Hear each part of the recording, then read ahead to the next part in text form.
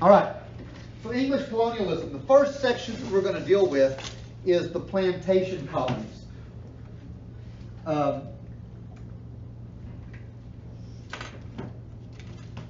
We call this region the Chesapeake. The settlement of the Chesapeake region is what we're going to be looking at. Now, if you don't know where the Chesapeake is, this is that part of the country that is Maryland, Virginia. It's that whole region there of North America. And the colonies that we're going to deal with the most in this section are, again, the Virginia and Maryland colonies. These were the first colonies. Now, I'll kind of give you a little bit of a hint here. We do this kind of weird. Most history classes found the colonies in the order they were founded. We're not going to do that. We're going to found all the plantation colonies, and then we're going to found all of the New England colonies, and then all the middle colonies. And the reason we do that is because they have a lot in common, and it's easy to teach them together. So it's going to seem kind of weird when we're bouncing around in time period a little bit through here, but after 18 years of doing this, trust me, you'll learn it better if I group it this way. It's just easier for us. All right, so the settlement of the Chesapeake Bay region. The very first English colonial attempt was at a place called Roanoke. Now, I will tell you that this was, if you get a question on a test, and there was one that appeared in the STAR test a few years ago that said something to the effect of what was the first successful English colony? And Roanoke was one of your choices. Roanoke was the first colony, but it was not the first successful colony.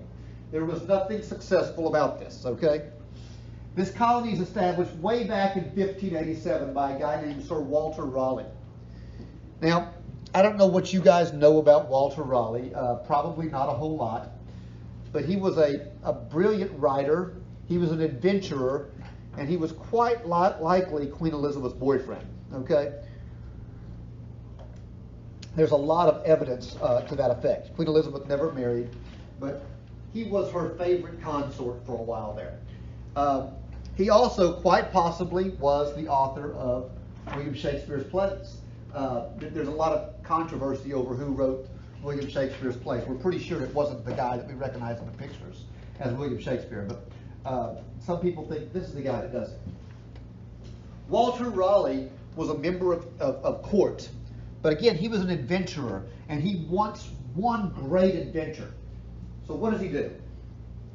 He goes to the Queen, and he asks for permission to come to the New World and settle. And this is a pretty controversial thing to do, because England has no footstep in the New World. France has one up in Canada, the Mississippi River. Spain controls the rest of the Americas. Portugal's got a little bit down there around Brazil. But there's very little English. Okay, I can hear you. Were you trying to ask me a question, or was your microphone just on? We were just trying to ask if we can get all of our stuff together first. Okay, yeah, go ahead. I'll give you a couple minutes. Jackson's taking the obvious. I had to talk about it. I was like, they said, are y'all going to connect? And I said, we are connected. Where are y'all at? Oh, they sent you a snap. Yeah, they sent me. Everybody.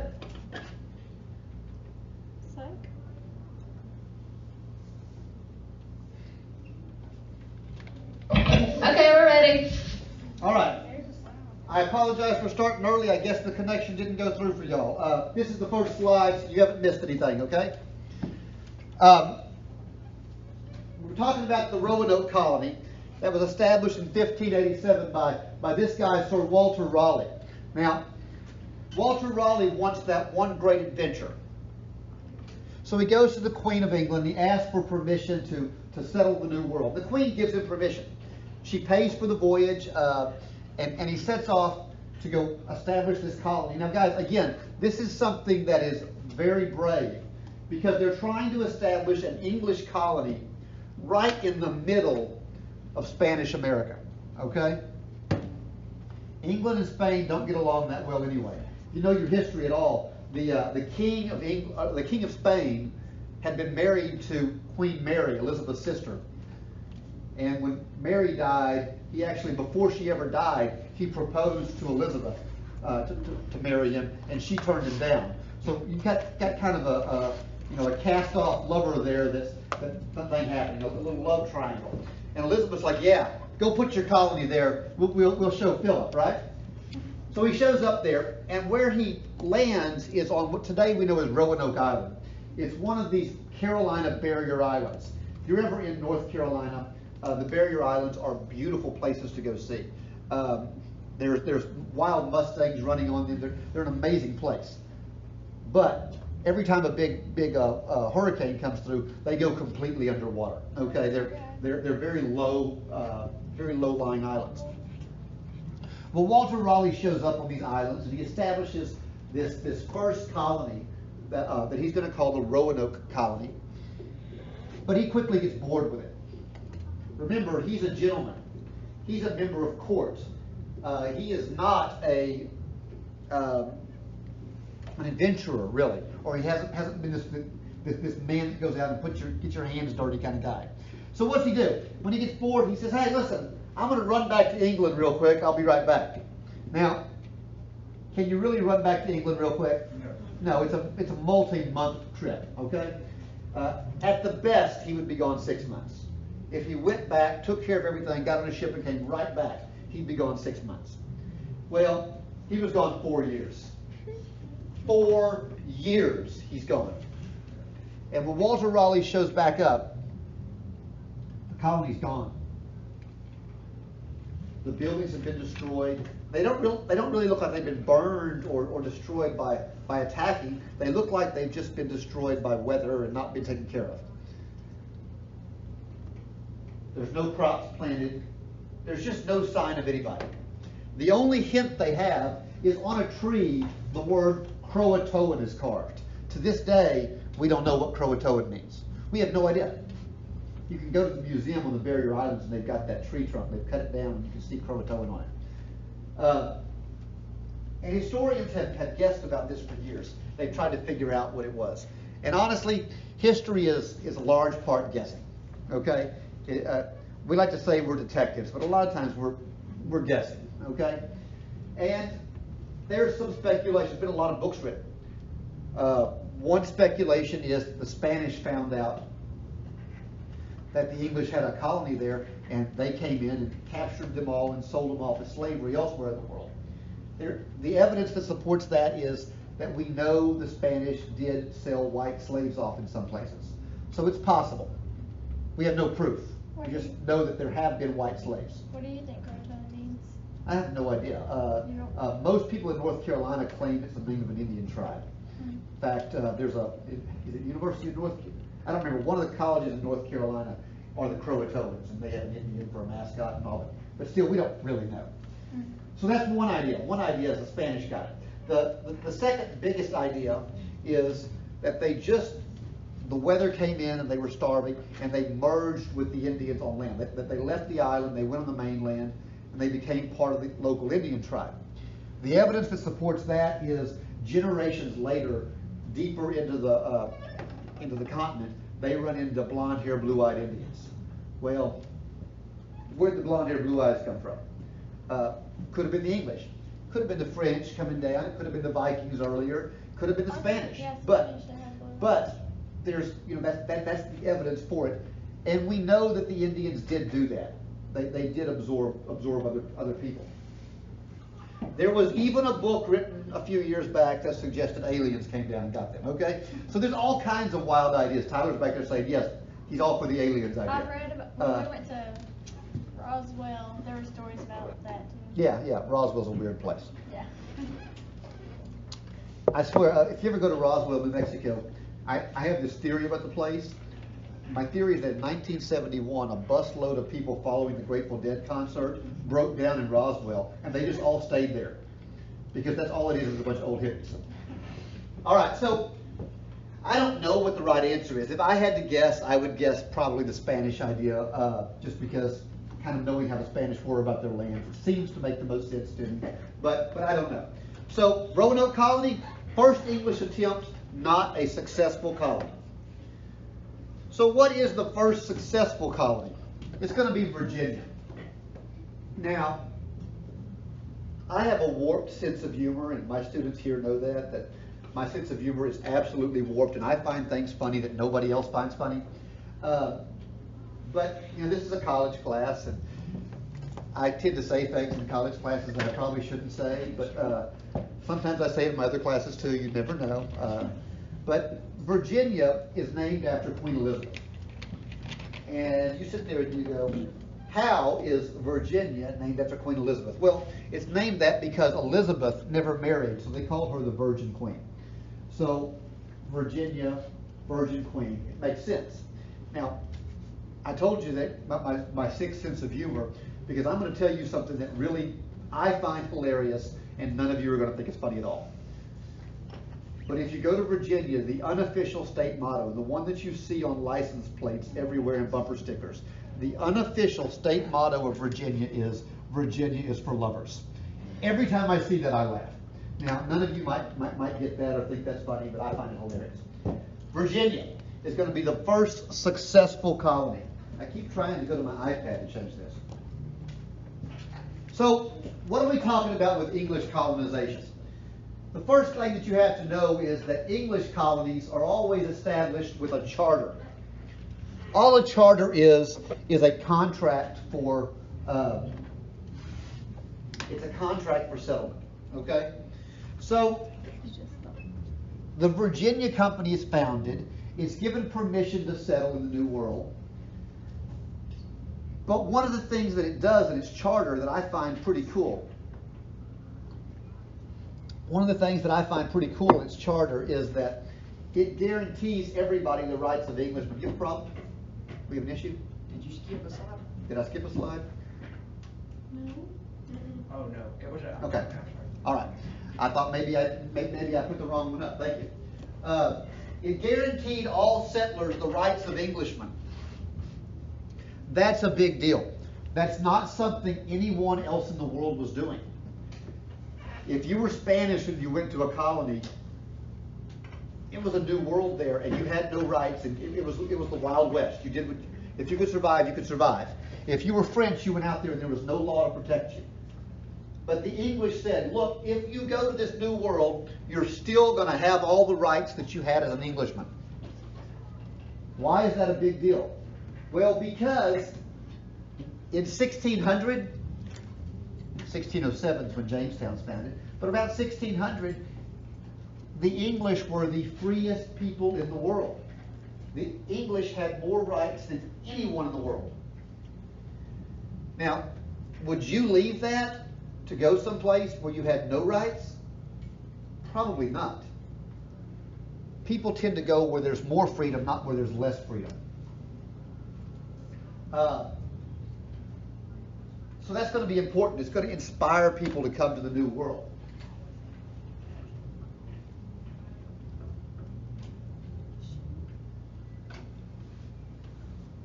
So Jamestown is going to be the colony that's first founded. By the time they actually go to establish this colony, Queen Elizabeth's died. She had no son, so she goes to her cousin, King James of Scotland. He's James the VI of Scotland. He becomes James the I of England. But King James is the person that finally grants all the permission. The Virginia Company sets off. And you want to talk about a group of people that did everything wrong. The Virginia Company did everything wrong. They leave in late 1606 with 3 ships. And we've got great diaries from this. John Smith wrote the best diaries about it. And they talk about pulling out from England. And they get out almost to the horizon. And the winds died. And the ship just sat there for weeks within sight of England. Now, guys, I got to tell you, that's got to be miserable. I can remember as a young Marine doing a training operation on the USS Guam right off the coast of North Carolina. And we are at the horizon. And I spent 30 days sitting off the horizon. And I could see the beach. That was about 1.5 miles from my house. And it about killed me to be on that ship every day seeing that. So I got to wonder what these people were feeling like here. You know, they're within sight of their family, and they can't get off these ships. They finally land at the mouth of the Chesapeake Bay once the wind picks up in the spring of 1607. And they find this to be an inhospitable place to land, largely because as they're getting off the ship, the Indians begin to attack them. Well, what do? They load back up and they sail down the James River. They finally land and they find this spot that looks like the perfect lagoon. It's on the end of a peninsula there, which is great because a peninsula is easily defended.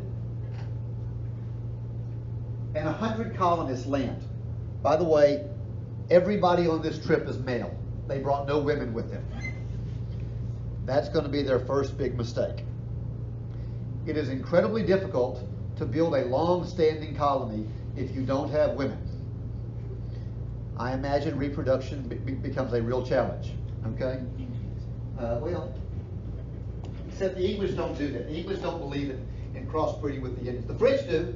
The French believed in miscegenation. Their idea of how to get rid of the Indians was breed with them and make them good Frenchmen. The English idea was kill them all. So two different ways. All right, so they pick this spot. Here's the problem. It's swampy. It's brackish water. If you don't know what brackish water is, it's where the salt water and the fresh water mix. It's not good drinking water. And it's mosquito infested, so malaria is everywhere. While it's easily defended spot, it was not a good location, okay? Are y'all still writing? I'll give you a minute to write while I talk about this just a little bit longer.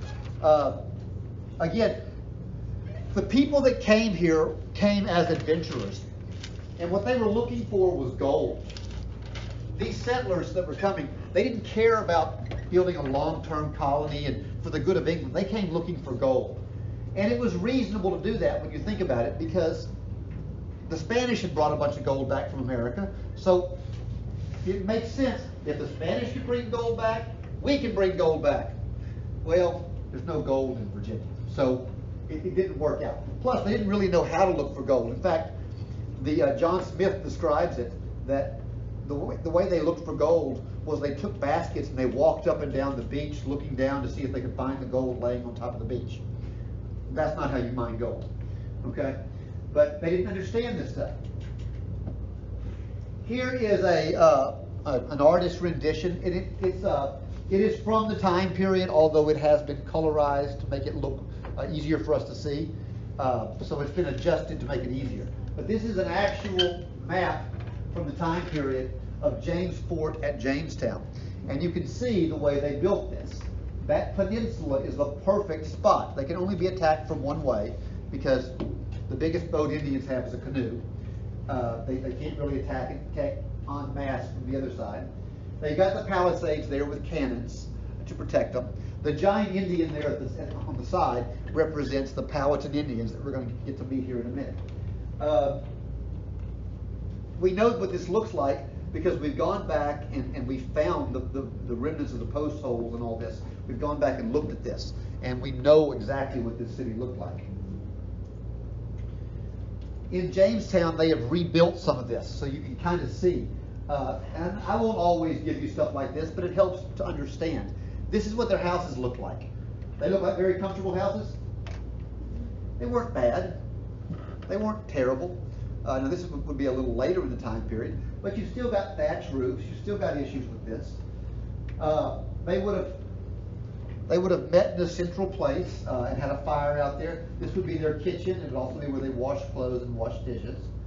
Why is it not inside the house? Look at their roof. Do you want a fire underneath that roof? No. Thatch roofs and fires do not work well together.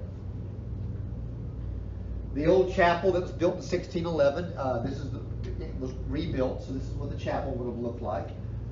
You want to know what those walls are made of? That's nothing but mud and straw stacked between uprights.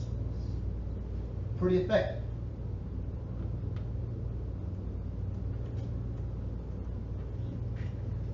All right, so I've already told you that they did everything wrong at Jamestown. Let's talk about how this nightmare happened.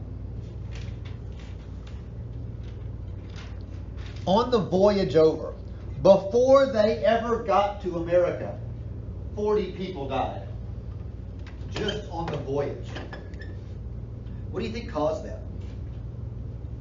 Scurvy. Well, it was a disease of some sort. We don't really know. John Smith wrote his own suspicion. He didn't think it was a disease.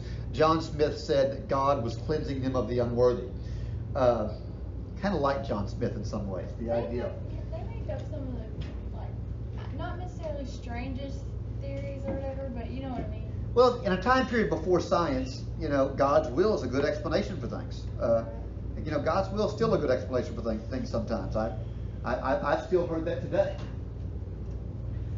So 1606-07, 40 of them died. Only 100 show up. They send for resupplies. The resupply ship wrecks in Bermuda on the way over there. So they don't get resupplied when they need to. Settlers are dying by the dozens in the colony from malaria because they're not prepared for it. The gentlemen colonists, and notice I've got gentleman in quotes there. That's because this is a title.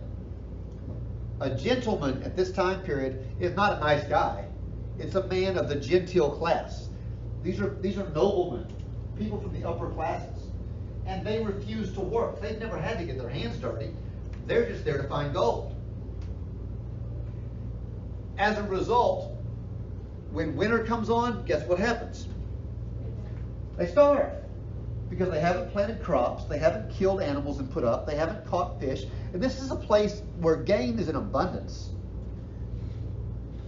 John Smith says that game in the forest and fish in the river remained uncaught. They just wouldn't do anything. The settlers are wasting their time looking for gold.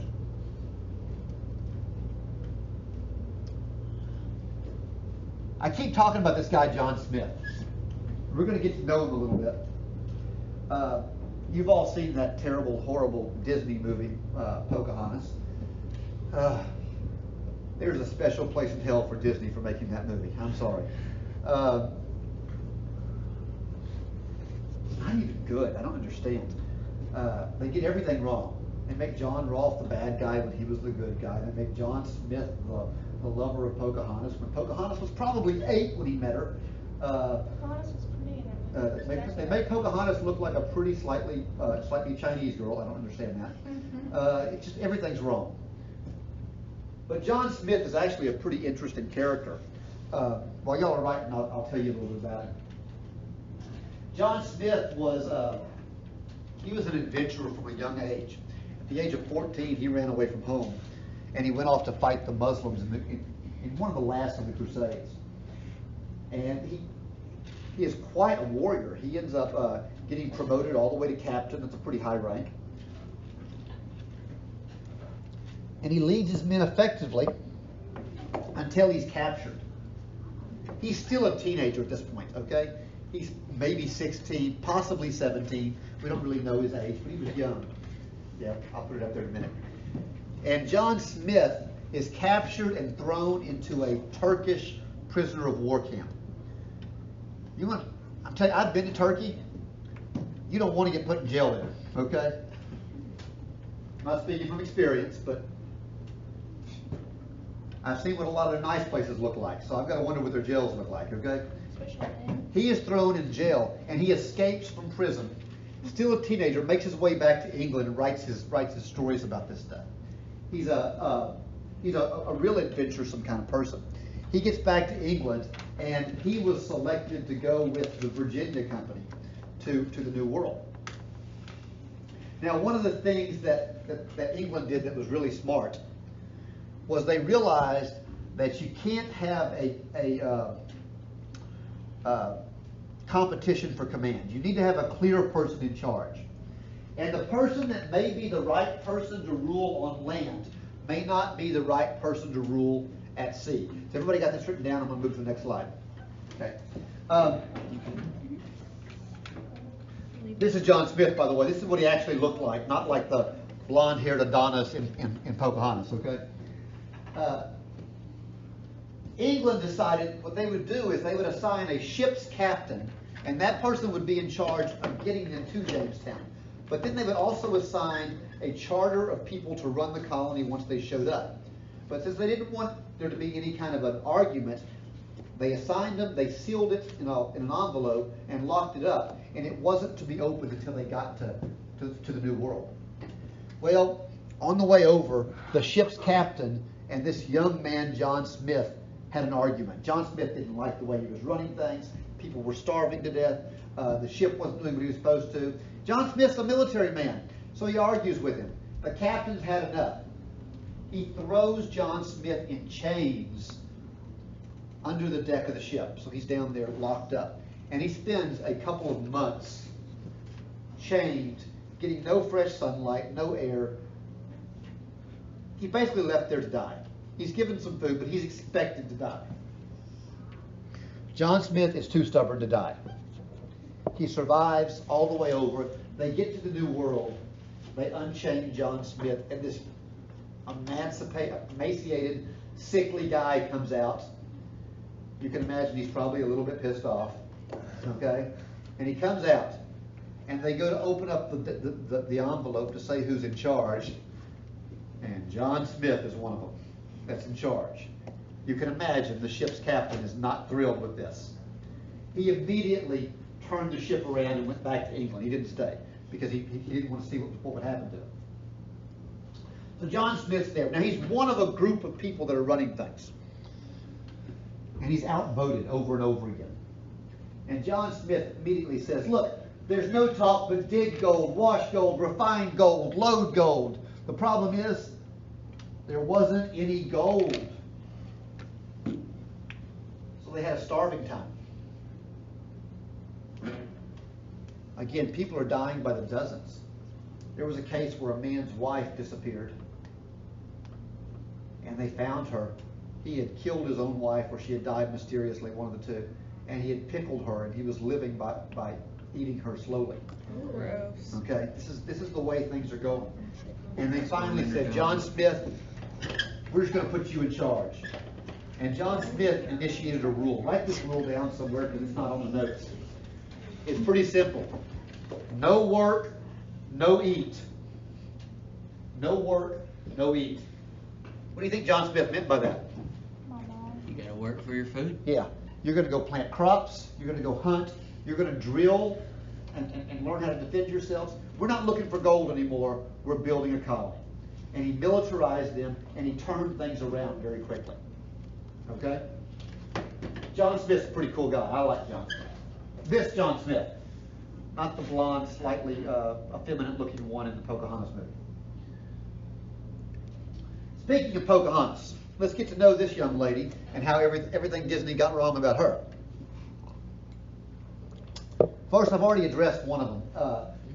When Pocahontas first met the colonists, she was probably about 8 years old. And we learn about her in John Smith's journals. He's where we learn most of this stuff. He wrote a book called On New England. And he talks about this young Indian princess that was, from the description, it sounded like she was doing somersaults and cartwheels and stuff, running through the streets, you know, just this happy girl. Later on, and not much later, she's probably still 8 or 9 years old, John Smith goes to the Indians to try and get food, to try and save his colony. Now, interestingly enough, he doesn't go out with guns and I'm taking this food. Not yet. He goes to Powhatan. Powhatan's the name of the chief and the Indians. He goes to Chief Powhatan and he says, we want to be your friend. We want to ally with you against the other Indians. But we need some food. We need help here. And Powhatan likes it. He sees their technology. He says, fine, we'll feed you, all this stuff. They start making a deal. Well, all of a sudden, remember, John Smith doesn't speak their language. They don't speak his. So everything is hand and arm signals and kind of whatever you can do to make yourself be understood. All of a sudden, John Smith is grabbed. And I've got this image in my mind. These two Indian braves grab him, and they throw him down on this, I don't know if it was a stump or a boulder, but they throw him down like you see in this picture. And they're picking this hatchet up over his head. Would you be freaking out? Mm-hmm. I'd be freaking out completely. And John Smith was. And in rushes Pocahontas, this 8 or 9-year-old girl, and she throws her body over him and begs her father not to kill him. And Powhatan, instead of killing him, he's raised up, he's brought in, he's fed, he's treated well, and he's sent back to his people with food for his people. Now, today, anthropologists see this story, and we see it a little different than John Smith did. We know the story from John Smith. And what John Smith believed was happening was he was about to die, and Pocahontas loved him or had a crush on him or something, and ran up and threw herself, "Please don't kill the handsome man," whatever. And the Indian chief saved her. But today, most anthropologists and historians believe that what was really happening was it was a ceremony. We know that there are some local Indian tribes there that practice a ceremony where you have to die of your old self ceremonially, and you're reborn as a member of the tribe. And this was all a ceremony. He was symbolically being killed, and then when he was raised up, you're now a member of the tribe. That's why he was given all these gifts and able to live. But do you think that's how you'd understand it if you were in that place? No. No. I think I'd be, I'd really like that 8 or 9-year-old girl. She just saved my life, okay? So that's a picture of Pocahontas saving Captain John Smith. The next thing is, we have to be aware that Pocahontas did not look like what we think she looked like. And I'm going to give you a picture of what Pocahontas actually looked like. So kind of be prepared for it.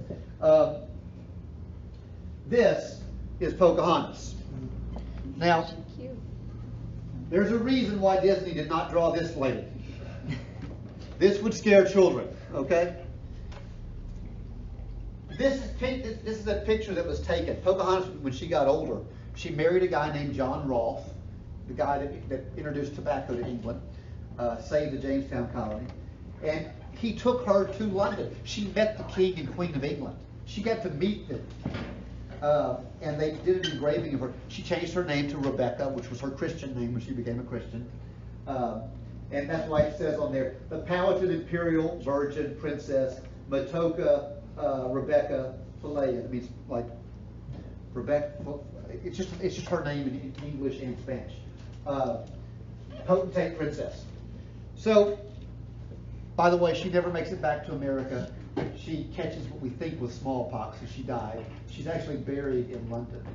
There's a big memorial to her, a big statue to her there in London. Kind of interesting. There's also a statue of George Washington in London. I don't understand that, but there is. This is the guy that kicked our butt, and I don't get that, but whatever. All right, so there's a very high mortality rate in Virginia. If you went to Virginia, chances are you weren't going to survive. Let's look at the starving time. Roughly 1607 to 1624 is the starving time. Look at the numbers. 1607, there's 104 colonists. That's all there are when it's established. By the way, 1607 is a date you have to know. That's the date Jamestown was founded. 1607. That will be on your first test. By the spring of 1608, out of that 104, there are only 38 left alive. Would you call that a big death rate? That's massive. That's massive. 1609, 300 more people show up. So now there's been a total of 104 people that have showed up at Jamestown by 1609. By 1610, the population is 60. 60 out of 300. No, out of 400, I'm sorry. Out of 400. Between 1610 and 1624, 10,000 immigrants come to Jamestown. The population in 1624, 1,200. So what are you looking at? You're looking at about an 11 or 12% survival rate. Adult life expectancy was 40 years of age. If you made it to 41, you were an old man. You were lucky. I'd be a wizard. I mean, this is amazing. Look at the death rate. 80% of children died before their 5th birthday. 80% did not see 5.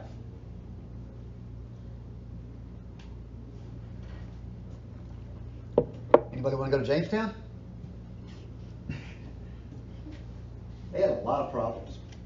Jamestown was famous, I love the saying, was famously undermanned and underwomaned. They did not bring enough women with them. In fact, ladies, if you're at all curious, you could buy a bride if you want to know what your value would have been in 1607. You could buy a bride for 2 bushel baskets of tobacco. So, Tyler, don't get excited. Women are more expensive than that now. Okay? They want rings and stuff like that now. They cracked up with that. Yeah. Brooklyn over there is laughing like, I'm not sure they think they are that much more expensive. All right. Anyone still writing? No. Okay. As we're all still writing. All right, so let's get to know this guy, Chief Powhatan, and his Powhatan Confederacy a little bit. The Confederacy was a group of Indians. It wasn't just one tribe or one nation. It was a bunch of Indian tribes or Indian nations that were united, all along the James River. But the Indians are going to name all of them after this tribe, after this chief or king, Powhatan.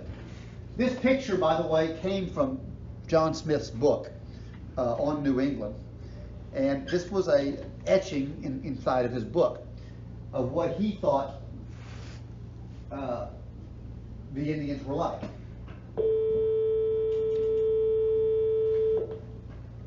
And to me, these kind of resources are pretty important because they,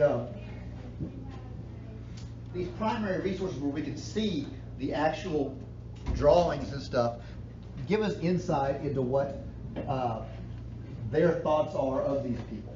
And if you look at it, Powhatan looks very large. The other Indians look fairly small and weak. And to me, that shows that John Smith had this image of Powhatan as a powerful man. But the tribes weren't that big of a deal to him. They actually seemed savage in some ways. We know that at first Powhatan and the tribes loved the English because they saw them as allies against other tribes like the Delaware.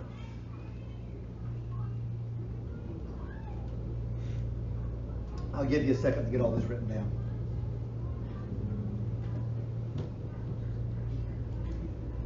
It's going to be a sad moment in a minute. My coffee's almost out.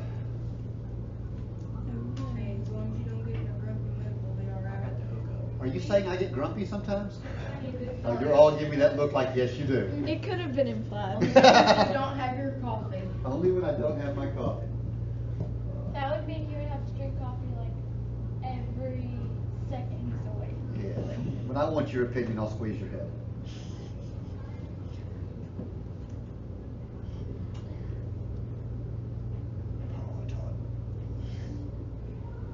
By the way, I'm going to add this to your list, ladies. I think Powhatan would be a great name for a child. Oh, yeah. Yeah, I wish absolutely. Powhatan.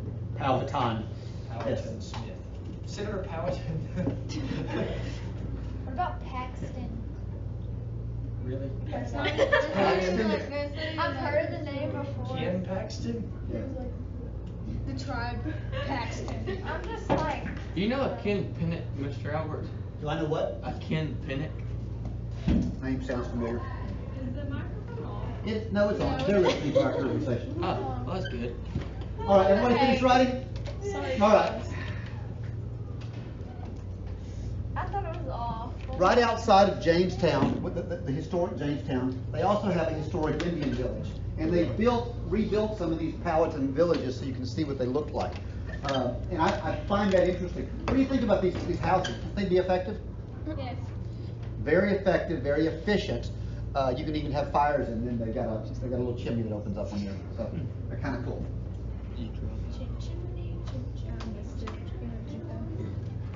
Are we really singing Mary Poppins now? Yes. That's a great movie. All right. So while things start off as very friendly with the Indians, they're not going to stay that way. Largely because the English have a habit of really liking the Indians when they need them.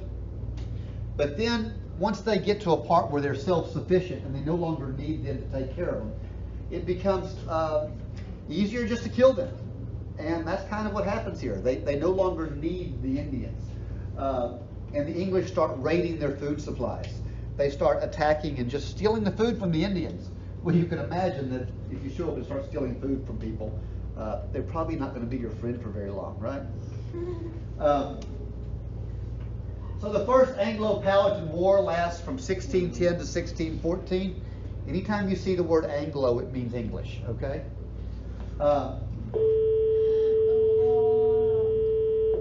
A guy named De La Warr, he was the governor of Virginia at the time, Lord De La Warr or Baron De La Warr.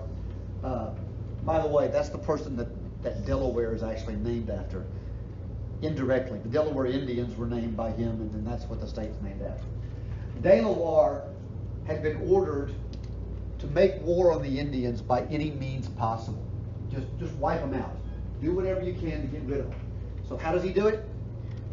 Well, he destroys their food supply. He raids the villages. He burns their houses. He burns their fields full of food in order to destroy them. The first Anglo-Powhatan War is going to be a clear victory for the Anglos.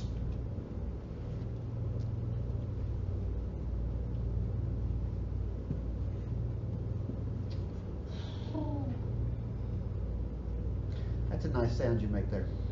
Why? I don't know. You sound like you're honey dove or something.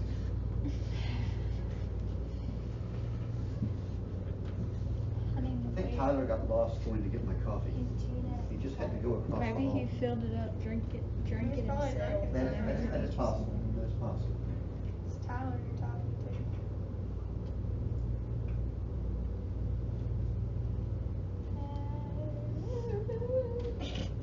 What? I hope y'all are enjoying her singing. This microphone is directly in front of her, so you're getting to hear all of her songs. She's putting an Is album there out something soon. wrong with her? What are you talking about? Y'all still ready? Yes. Okay. Think about how much you want to give us on these slides next time. Yeah. What more? Just like I'm a mean, terrible, horrible person. I know. Well, I was gonna say something, but say it, If the Caitlin. shoe fits. Say it. no, I was gonna say, well, at least you're not as bad as our sociology. She I mean, is she a did nice give us an lady. exam today during your class, so. Yeah, that was an accident. It's tomorrow. I don't think it was an accident. She's probably like, I don't have to do it in my class, I'll just teach more tomorrow. no, She's everything just gets like- an accident. You were an accident. Exactly. And we've lost control of the class. All right, I'm finished. moving on. You're finished. All right, so this is John Smith's portrayal of Native Americans a little later in his book. Now compare this with the picture you saw earlier. In the earlier picture, the Indians looked like they weren't that important, they weren't that big of a deal, but they looked friendly, right? Do the Indians look friendly here? Yeah. They're killing They're, everybody, aren't they're they? cutting up somebody at the bottom while he's still alive. I don't think this is very friendly. Friendly to me. Yeah, it kind of gives you an idea of how much their opinion changed. I like this painting, and I like to use pictures a lot in my lectures because, again, I think they tell us a lot about the thought patterns of the people at the time. This is an etching that's been painted about the Powhatan Uprising of 1622. Now, one of the things that I'm supposed to teach you about is bias. Now, I know you're all educated people. You know what bias is. If something has bias, it means it has a point of view, right? So is this picture written with an English bias or drawn with an English bias or an Indian bias? Who are the good guys in this? English. English look to be the good guys. The English look like they were, if you looked at this painting, you would think that the English were sitting there having a dinner, peacefully, and the Indians showed up and started slaughtering everybody. Do you think this is an accurate description of what happened? Probably Not at all. Not at all. It probably shows you an accurate picture of what the Indians look like, but you know, they were responding to things that were happening.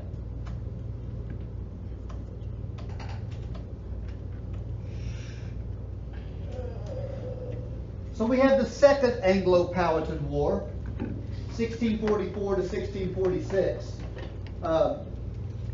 This was actually launched by the natives, and this was their last attempt. They decided to attempt to push the settlers, or push the English back into the sea.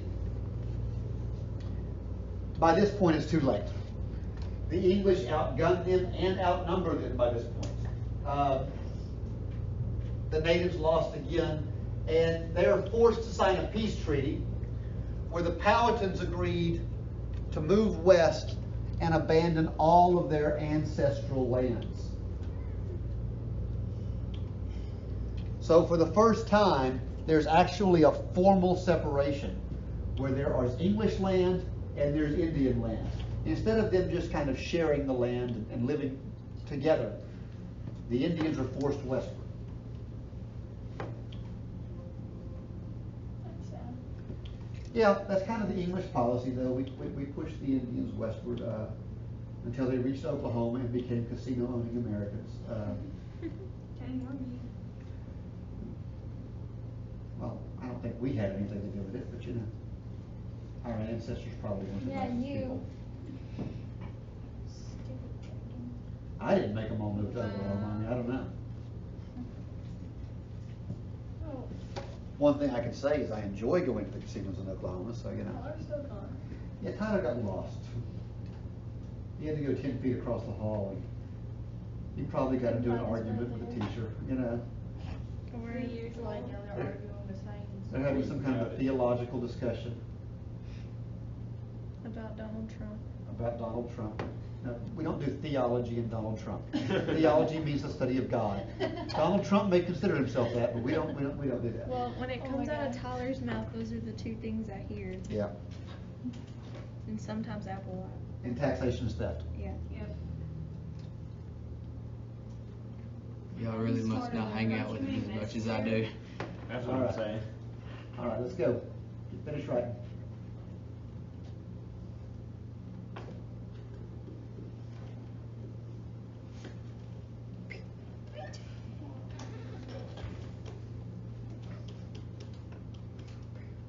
All right.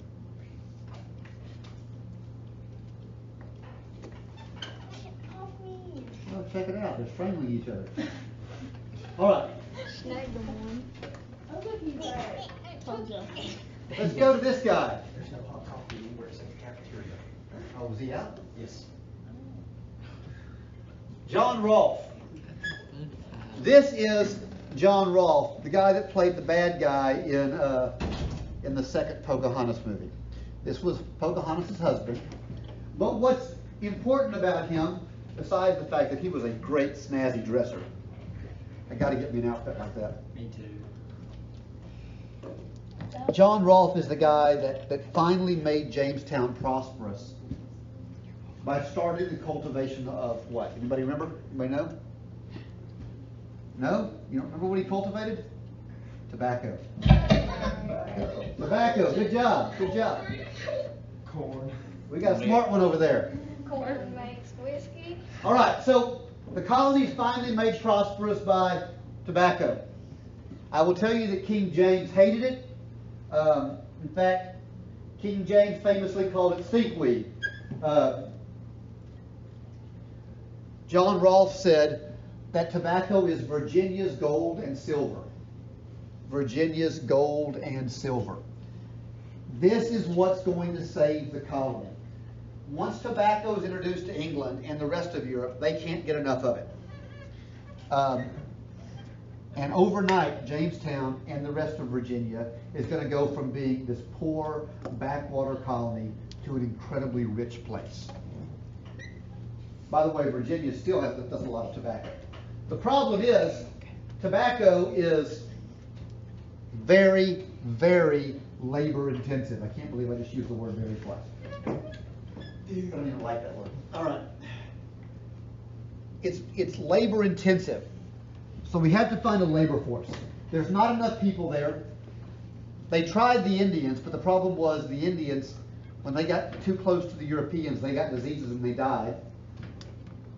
So they came up with this idea called indentured servitude. An indentured servant is someone, write this down, indentured servant agrees to sell their labor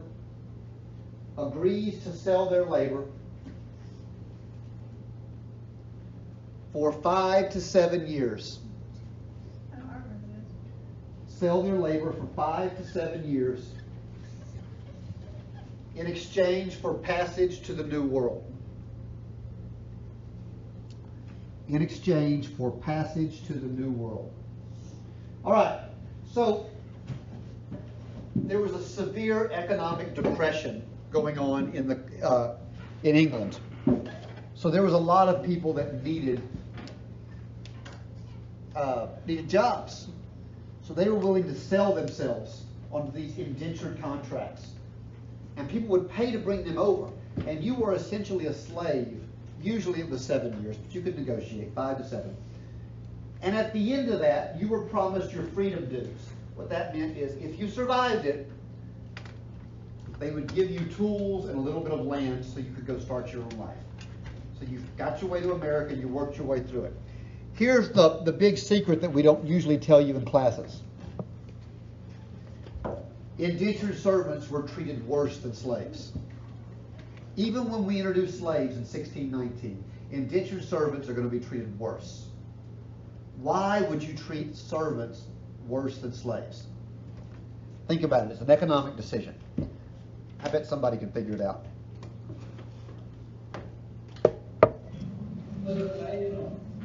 Say it again.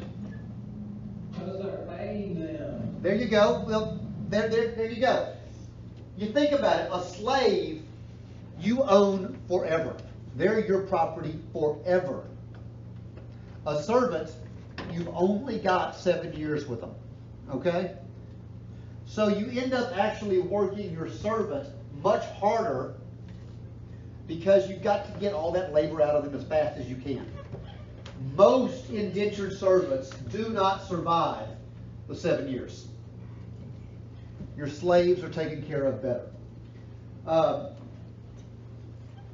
We call this the headright system too, because what would happen was in Virginia, they would promise people a headright of land for every indentured servant they brought over. So if I paid you to come to the New World, I would get land for it. Why would I get land? Because the idea was that when you were freed, part of that land would go to you to establish your own property. Okay? What happened if you died though? I got to keep the land. Mm-hmm. So I'm just going to work you to death. Okay? It was an economic decision. Pretty smart one too.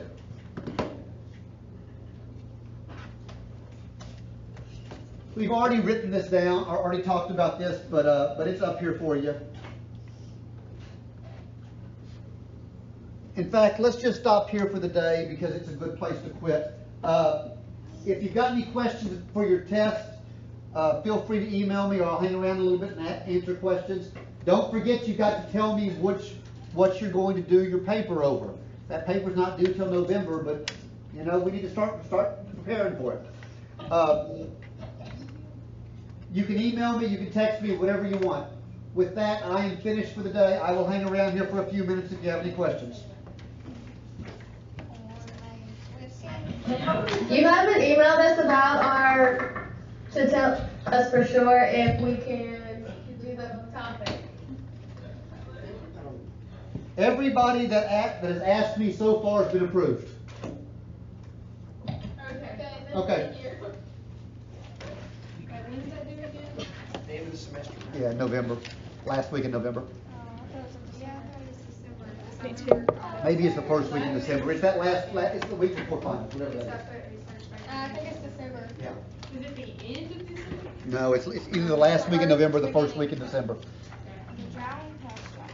Is that my I think call? I'm doing mine over the Texas Revolution. Do not outline. I'll be your it, I indentured swear. servant for passage to Pharaoh.